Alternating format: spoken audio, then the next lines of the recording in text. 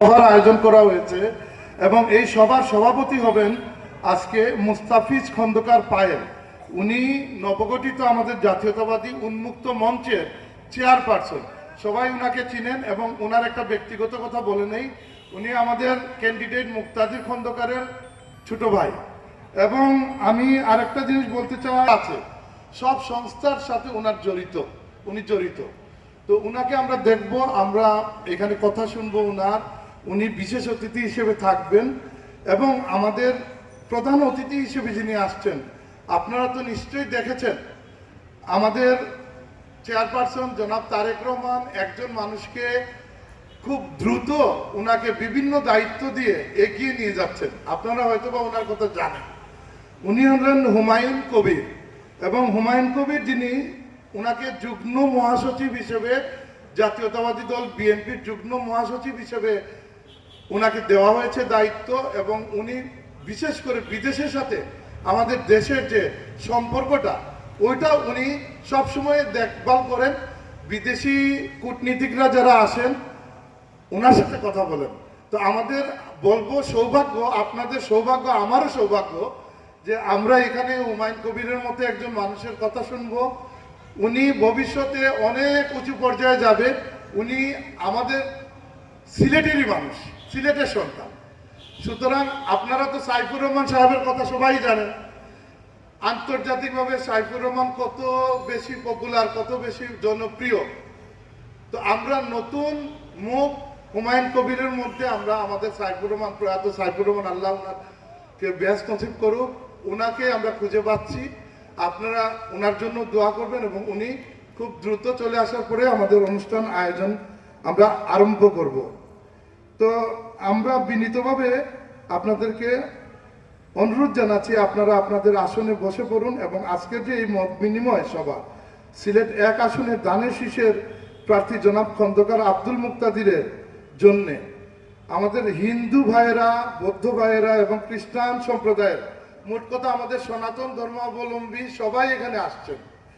আমরা সিলেটে, আমি যখন আমার ব্যক্তিগত কথা বলি, এখন তো মঞ্চে কেউ নাই, আমি একটু বলি।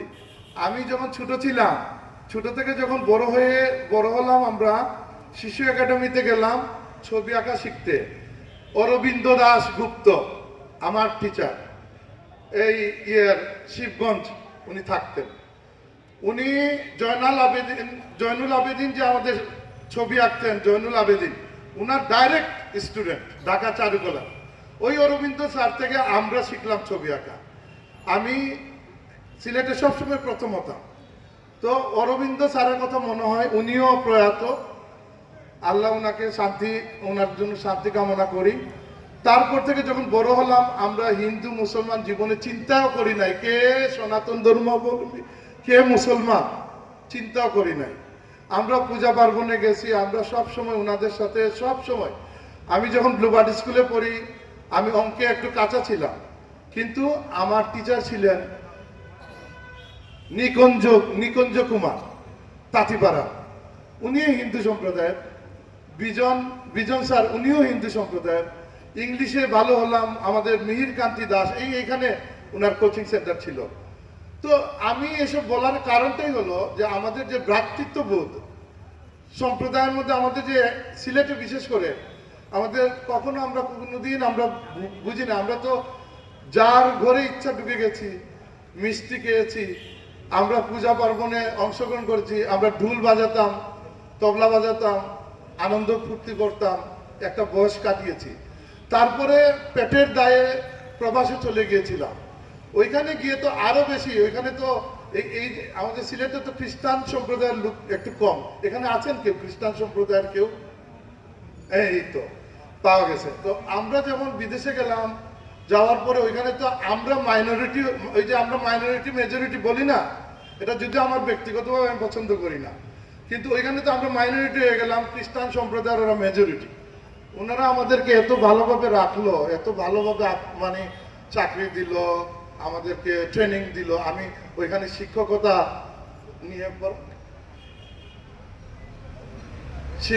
নিয়ে আমি পড়ালেখা করলাম।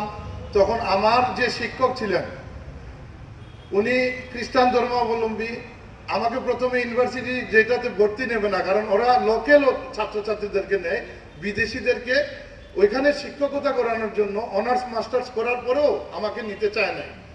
পরে আলেন রোজ ওনার নাম, উনি খ্রিস্টান ধর্মাবলম্বী, উনি আমাকে নিজে হাত ধরে নিয়ে অফিসে নিয়ে গিয়ে বলছে, না ওকে কেন তোমরা নিবা না, আমাকে কারণ দর্শাও। পরে আমার তো দাঁড়িয়ে আছে, বুঝতেই পারছেন আমি তো মুসলমান, কিন্তু সবাই তখন আমাকে নিল, কোর্স করলাম, ওইখানে টিচার হলাম, স্কুলে গেলাম, ছাত্ররাও মেনে নিল।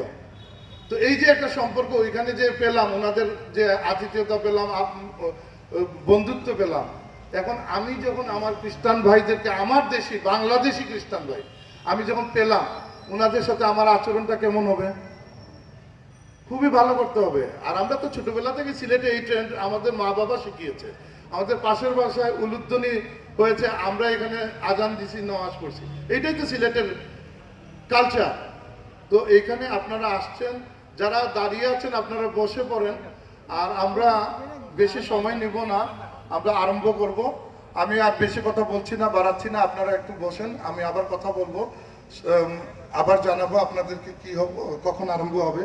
তবে আজকের এই মত বিনিময় সবাই আপনারা যারা এসেছেন আপনাদেরকে আবারও আন্তরিকভাবে ধন্যবাদ জানাচ্ছি। একটু পরে আমি আবার আসবো, ধন্যবাদ। আচ্ছা, আমার নামটা বলি নাই, আবার ওনারা আসলে বলবো। বাট আমার নাম মোহাম্মদ রফিকুল ইসলাম, রফিক, রফিক বলে সবাই চিনে আমাকে। আমার যদিও বাসা সাগরদিঘির পারে, কিন্তু ওই যে রিকাবি বাজার, প্রান্তিক মিলনায়তন, শিশু একাডেমি, শিল্পকলা তো এখন এখানে চলে আসছে, বাট আগে ছিল রিকাবি বাজারে, আমরা যখন ছুটে ছিলাম।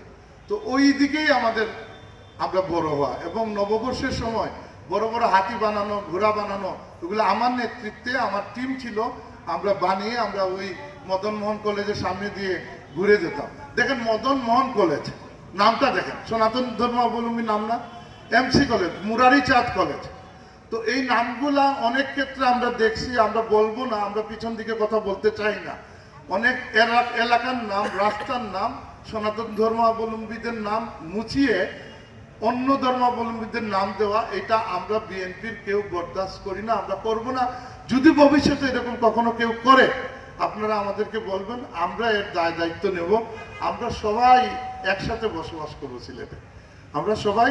আর 12 তারিখের ভোটের ব্যাপারটা তো অবশ্যই, ওইটা তো ওনারা বলবেনই, আমরা ঝাঁকে ঝাঁকে সবাই গিয়ে। আর এখানে যেহেতু প্রধান অতিথি আসেন নাই, আমি আরেকটা গোপন কথা বলে নেই। আপনারা যারা এলোমেলো ভাবে ঘোরাঘুরি করছেন, দয়া করে বসে গেলে, চেয়ারগুলো ফাঁকা দেখাচ্ছে, একটু আপনারা বসে গেলে ভালো হয়। গেটের সামনে অনেকেই আছেন, প্রধান অতিথি যখন আসবেন আপনারা দেখতে পারবেন, আপনারা দয়া করে সামনে চলে আসেন। তো যে গোপন কথাটা বলতে চাচ্ছিলাম সেটা হলো যে, আপনারা জানেন এবার দুর্ভাগ্যক্রমে বলেন আর যাই বলেন, নৌকা কিন্তু নাই, ব্যালট পেপারে নৌকা নাই। তো এখন অনেকেই মনে মনে নৌকাতেও অনেক সময় ভোট দেন। তো নৌকা এবং ধানের শীষ, এই দুইটা দল হলো গিয়ে মুক্তিযোদ্ধার পক্ষের দল। জাতীয় পার্টি যারা করেন তাদেরকেও শ্রদ্ধা করি, কিন্তু তারা কিন্তু মুক্তিযুদ্ধের সময় প্রেসিডেন্ট এরশাদ ছিল পাকিস্তানে, উনি যুদ্ধ করেন নাই, সুতরাং ওনারা মুক্তিযুদ্ধের দল না। পক্ষের দল হতে পারে, বাট মুক্তিযুদ্ধের দল না। কিন্তু শেখ মুজিবুর রহমান বলেন বা আওয়ামী লীগ বলেন, নৌকা বলেন আর ধানের শীষ বলেন, প্রেসিডেন্ট জিয়াউর রহমান স্বাধীনতার ঘোষণা দিলেন, কিন্তু যারা যুদ্ধ করেছিল তারা কিন্তু জয় বাংলা স্লোগান দিয়ে যুদ্ধ করেছিল না? এটা তো ওনারা আসেন নাই, আমি আগে এমনি বলে বলছি, এগুলো গোপন কথা আমাদের। কিন্তু আমরা কিন্তু শ্রদ্ধা করি, আমরা যদিও বিএনপি করি, আমরা আওয়ামী লীগের সবাইকে শ্রদ্ধা করি, কারণ আমরা সবাই কিন্তু মুক্তিযুদ্ধের পক্ষের দল। কারণ মুক্তিযুদ্ধ করলাম বলে কি 2024-এর আন্দোলন করি নাই? করছি, আমি নিজে করেছি। 2024-এ প্রয়োজন ছিল সেই আন্দোলনে, সেটা আমরা করেছি। কিন্তু এটাকে মুখোমুখি যারা করাচ্ছে, 24 নেবেন না 71 নেবেন, ওইটাতে আমরা নাই। আমাদের 24ও দরকার, 71ও দরকার। তাই আমি অনুরোধ জানাবো, আপনাদের পরিচিত যারা থাকবে, অনেকে থাকতে পারে আওয়ামী লীগের সমর্থক, নৌকার সমর্থক, ওনাদেরকে বলবেন যে ভবিষ্যতে যদি নৌকাকে চান আবার ব্যালট পেপারে, তাহলে বিএনপির ধানের শীষে ভোট দেওয়ার বিকল্প নাই। আপনারা যদি ঘরে বসে থাকেন, ভোট যদি দেন না, তাহলে কিন্তু আপনাদেরই, যারা নৌকা সমর্থন করে তাদের কিন্তু সমস্যা হবে ভবিষ্যতে। কারণ যদি ধানের শীষ এরকম হবে না, বাট অ্যাক্সিডেন্টলি ইলেকশন ইঞ্জিনিয়ারিং করে কোনো ক্রমে যদি ধানের শীষকে আটকানো যায়, তাহলে নৌকা সারা জীবনের জন্য আটকে যাবে।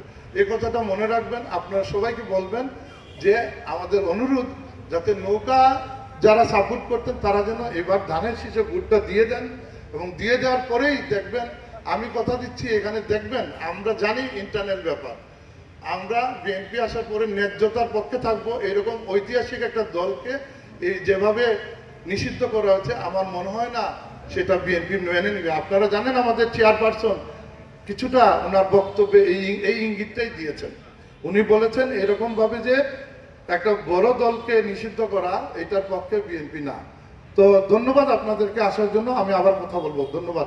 আপনারা যারা বাইরে আছেন আপনারা বসে যান, চেয়ারে বসে যান।